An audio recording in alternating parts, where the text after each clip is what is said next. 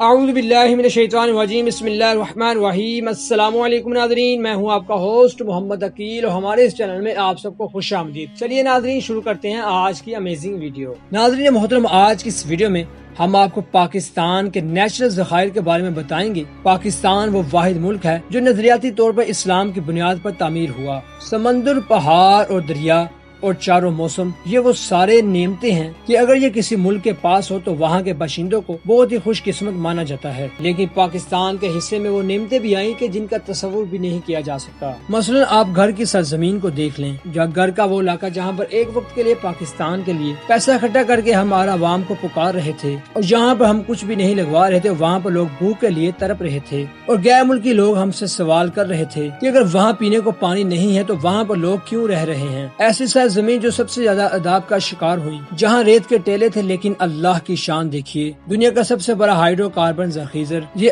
آگ کے ٹھل سے نکلا ہے، جو بیگ سعودی عرب اور ایران اور یورپ کے مصنوعی تیل کے برابر ہے، اور یہ اتنا بڑا ذخیرہ ہے کہ یہ 2000 بلین ٹویٹ کے برابر ہے، اور یہ ماشاءاللہ پورے ایشیا کو چلانے کی قابل ہیں۔ اور ماشاءاللہ ہمارے پاس اتنے بڑے ذخیرے ہیں کہ اگر صرف اسے 2% استعمال کیا جائے تو پھر 20,000 میگا واٹ بجلی 40 سال پاکستان کو فری استعمال کی جا سکتی ہے، اور ماہرین کا کہنا ہے کہ اس ذخیرے سے 50,000 میگا واٹ بجلی پورے پاکستان کے لیے 500 سال بجلی پیدا کی جا سکتی ہے۔ لیکن ہماری بدقسمتی دیکھیے کہ ہم صرف کوئلے سے 9% بجلی استعمال کر رہے ہیں، کیونکہ چائنا اپنی ضرورت کا 73%، انڈیا 52% اور امریکہ 56% استعمال کر رہا ہے، اور یہ بجلی کوئلے سے پیدا کر رہا ہے، اور دنیا کا سب سے بڑا کوئلے کا ذخیرہ ہمارے پاس ہے، لیکن ہم صرف اس سے 9% بجلی پیدا کر رہے ہیں۔ لیکن پھر اللہ کی شان کو دیکھیے، وہ ہماری تمام تر نااہلیہ کو نظر انداز کرتا ہے اور پھر بھی ہمیں نوازتا چلا جا رہا ہے۔ اور سن 2011 ایسا سال جب پاکستان کی جگہ جگہ سے خزانے نکلے، اور یہ ایسی سرزمین جہاں پر ہم نے ایٹمی دھماکے کیے، اور پھر اللہ کے فضل سے ہم سارے ایٹمی دھماکے کر رہے تھے، اور جب ہم یہاں پر پاکستان میں ایٹمی دھماکے کر رہے تھے تو اس دن انڈونیشیا کی گلیاں میں مٹھائیاں بانٹی جا رہی تھی۔ اور یہ اللہ کا ہم پاکستانیوں پر احسان ہے کہ اس دنیا کے 1.5% انسان یعنی بہت سارے لوگ مسلمان ہم سے امیدیں لگائے بیٹھے ہیں، اور پاکستان میں یہاں پر پانی کا نظام بہت ہی برا چل رہا ہے، جو کہ ہماری حکومت کی ناکامیوں کی وجہ سے ہے۔ اور ورلڈ بینک کی ایک رپورٹ کے مطابق ہماری فصلوں کو زیادہ تر پانی ٹیوب ویل سے مل رہا ہے، جس کی وجہ سے ہمارا کسان فصلوں کے لیے پانی 30% سے زیادہ استعمال کر رہا ہے،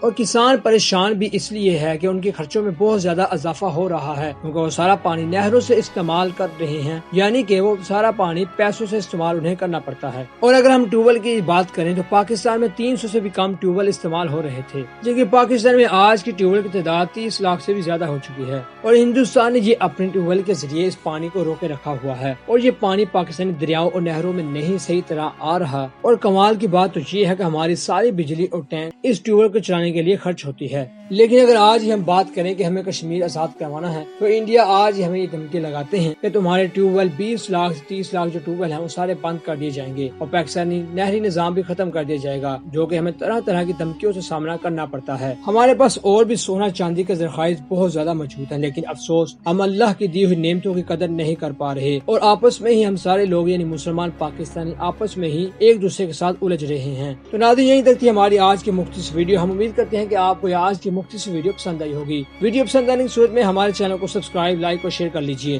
دوبارہ جلد حاضر ہوں گے ایک اچھی نئی ویڈیو کے ساتھ۔ اجازت دیجیے، اپنا خیال رکھیے گا۔ اللہ حافظ۔